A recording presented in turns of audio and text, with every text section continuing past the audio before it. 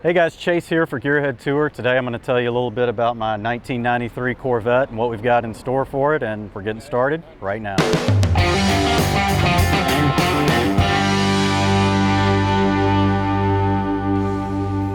So last summer, right in the middle of all the COVID stuff, about the same time that we started the YouTube channel, I got the bug to build something, and I wanted to do a pro touring type build, but I didn't want to do it with the cars you typically see done as a pro touring type car. Late 60s, early 70s muscle cars, Mustangs, Camaros, all that stuff. Wanted something different, something more from, you know, when I was a kid in the 80s and 90s. So I started looking around, and I looked at a little bit of everything. Fox body Mustangs, 4th gen Camaros, 3rd gen Camaros, Nissan 300ZX, just, I mean, you name it, I considered it, but I kept coming back to the C4.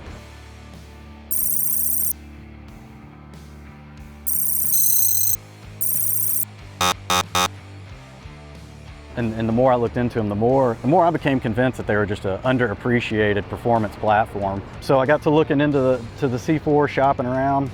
I was looking for hundreds of miles around, and eventually ended up finding this car almost right in my backyard. It was right here in Louisville.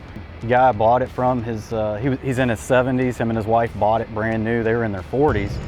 And they just bought it to go get ice cream on Sundays. I mean, it is a cream puff, only have 47,000 miles on it.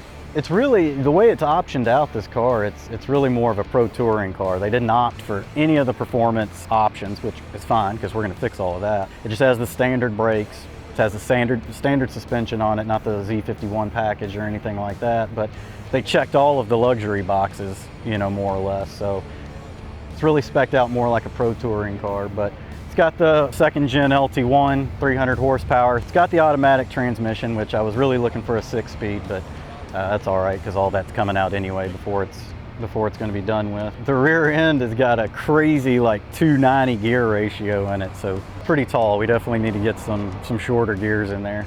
Power everything, leather everything. Of course, it's all going to get ripped out, so it doesn't really matter. Right now it's in, you know, stock as stock can be configuration, so a lot of people will probably be upset with the things we're getting ready to do to it. But that's okay because it's my car, not their car. But anyway, so what's in store for it? I mentioned we're going to do a pro touring type build, basically modern performance with a retro car package on the outside of it. So right now we've got a growing pile of parts. We've got wheels, we've got tires, we've got brakes on the way, waiting on that. Once those get in, we're going to shoot the first video on the build, and that's what it's going to be. Full brake upgrade, wheels and tire upgrade.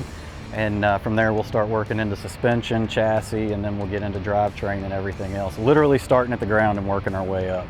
Be sure to subscribe so you can follow the build. Hit the little red button down below. Hit the little like button, say something, I don't know.